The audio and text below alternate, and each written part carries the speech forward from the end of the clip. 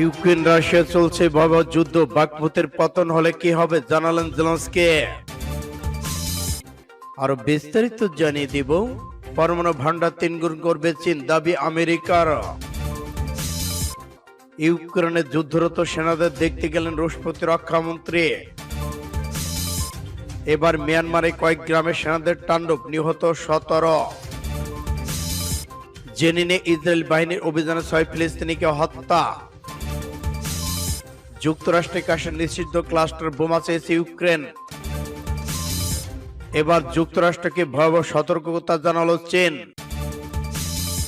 এবং সর্বশেষে জানিয়ে দিব, ভারতের বিমান ঘাঁটিতে ভয়াবহ জঙ্গি হামলা। শুনছিলেন সংবাদ শিরোনাম, এখন বিস্তারিত। তবে অনুরোধ থাকবে এই ভিডিওটিতে একটি লাইক দিন এবং কমেন্টস করে জানিয়ে দিন আপনি কোন জেলা থেকে বা কোথা থেকে আমাদের সাথে যুক্ত রয়েছেন। এবং সর্বশেষ গুরুত্বপূর্ণ আপডেট সংবাদ পেতে চ্যানেলটি সাবস্ক্রাইব করে আমাদের সঙ্গে থাকুন। ধন্যবাদ। যুদ্ধে ইউক্রেনের বাখমুত শহরে পতন হলে কি হবে জানালেন জেলেনস্কি। ইউক্রেনের প্রেসিডেন্ট ভলোদিমির জেলেনস্কি বলেছেন, রাশিয়ান সেনাবাহিনী যদি অবরুদ্ধ শহর বাখমুতের দখল নিতে পারে তাহলে পূর্ব ইউক্রেন ঢোকার জন্য তারা একটি উন্মুক্ত পথ পেয়ে যাবে। মার্কিন গণমাধ্যম সিএনএন কে দেওয়া সাক্ষাৎকারে মঙ্গলবার কথা জানিয়েছেন তিনি। জেলেনস্কি বলেছেন, আমরা বুঝতে পারি যে বাখমুতের পর তারা আবারও অগ্রসর হতে পারে। তারা ক্রোমোটক্স যেতে পারে, তারা স্লোভিয়ানস্ক যেতে পারে। বাখমুতের পর দনতস্কের দিকে অগ্রসর হওয়ার ক্ষেত্রে তারা একটি উন্মুক্ত পথ পেতে পারে। সিএনএন এর উলোফ ব্লিটজারকে দেওয়া সাক্ষাৎকারে বুধবার যুক্তরাষ্ট্রে সম্প্রচারে একথা বলা হয়। রাশিয়ান সেনাবাহিনী ইউক্রেনের পূর্ব শহরগুলোর মধ্যে বাখমুতের নিয়ন্ত্রণ নেওয়া অঙ্গীকার রয়েছে, আর সেটি করতে পারলে তারা হবে বিগত কয়েক মাস ধরে চলা বাখমুত কেন্দ্রিক যুদ্ধের জন্য রুশ বাহিনীর একটি পরিষ্কার পথ। ফলে রুশ বাহিনী ইউক্রেনে আরো গভীরে হামলা চালাতে সক্ষম হবে। এদিকে রাশিয়া যে কোনো মূল্যে শহরটি দখল করতে দৃঢ় প্রতিজ্ঞাবদ্ধ। রাশিয়া প্রতিরক্ষা মন্ত্রী সের্গেই শুইগু মঙ্গলবার এক বৈঠক সামরিক কর্মকর্তাদের উদ্দেশ্যে বলেন, বাখমুত শহর দখল করা তাদের প্রধান লক্ষ্য। ইউক্রেনের সশস্ত্র বাহিনী প্রতিরক্ষা লাইনের আরো গভীরে প্রবেশ করবে রাশিয়া।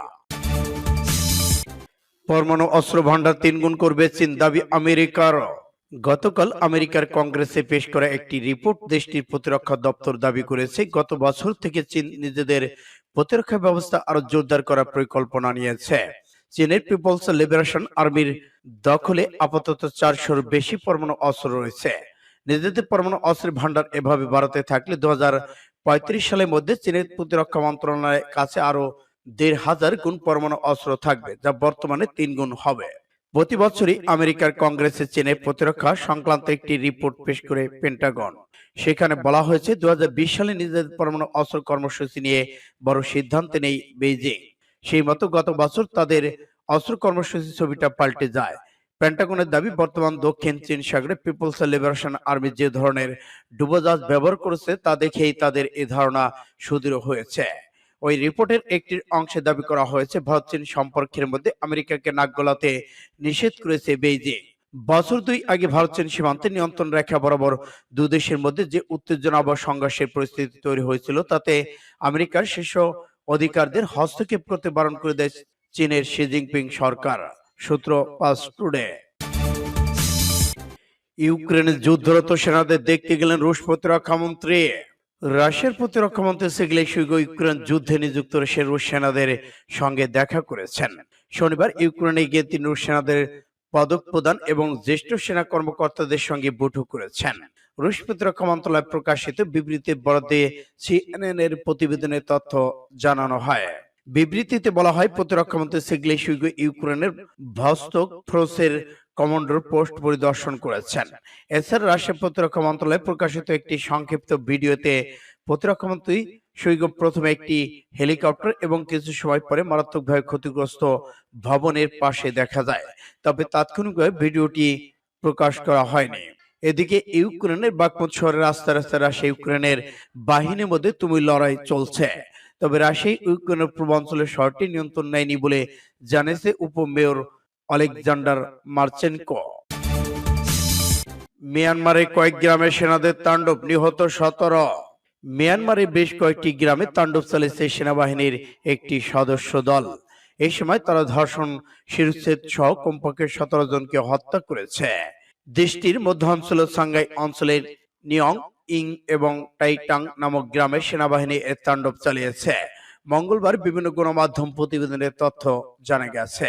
স্থানীয় বাসিন্দাদের বরাতে প্রতিবেদন বলা হয়েছে নিয়ং টাইটিং শহর থেকে 17 জনের মরদেহ উদ্ধার করা হয়েছে।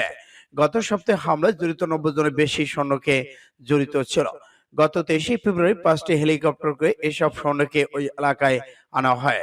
গ্রামবাসী বলছে গত বৃহস্পতিবার নিয়াং ইনের একটি নদীর মধ্যে অবস্থিত ছোট্ট দ্বীপে 3 নারী সহ 14 জনের মরদেহ পাওয়া গেছে।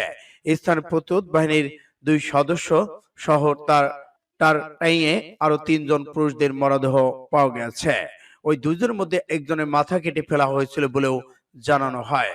এদিকে মৌকিয়াও বলেছেন সৈন্যরা তাদের খালার ছোট্ট দোকান থেকে রিয়ার এবং অন্য জিনিসপত্র চুরি করে। পরে তার খালাকে মারধর করলে নিজের জীবন বাঁচাতে তিনি পালিয়ে যান। যদিও ওই 2 সৈন্যকে তারা হত্যার উদ্দেশ্যে গুলি চালিয়েছিল। 42 বছর বয়সী ওই ব্যক্তি আরো বলেন তার স্ত্রী অন্যান্য গ্রামবাসীদের ওই বৌদ্ধ মাঠে নির্যাতন করা হয় এবং পরে গ্রাম থেকে তুলে নিয়ে যায়। সূত্র পিবিএস এপি। জেনিনে ইসরায়েলি সেনাবাহিনীর অভিযানে 6 ফিলিস্তিনি নিহত। অধিকৃত পশ্চিম তীরের জেনিন শহরে ইসরায়েলি বাহিনীর অভিযানে অন্তত 6 ফিলিস্তিনি নিহত হয়েছেন। ফিলিস্তিনি স্বাস্থ্য মন্ত্রণালয় বরাত দিয়ে এমন তথ্য জানিয়েছে সংবাদ মাধ্যম আল জাজিরা। প্রতিবেদনে বলা হয় এই ঘটনায় আহত হয়েছেন আরো 11 জন। আহতদের মধ্যে 2 জনের অবস্থা খুবই আশঙ্কাজনক। প্রত্যক্ষদর্শীরা জানিয়েছেন আল জাজিরাকে একটি বাড়ি ঘেরাও করে শক্তিশালী অস্ত্রশস্ত্র দিয়ে হামলা চালায় ইসরায়েল বাহিনী। সামাজিক যোগাযোগ মাধ্যমে ছড়িয়ে পড়া ভিডিও ফুটেজ দেখা গেছে শহরে প্রবেশের সামরিক যানবাহনের উপর দিয়ে হেলিকপ্টার উড়ছে।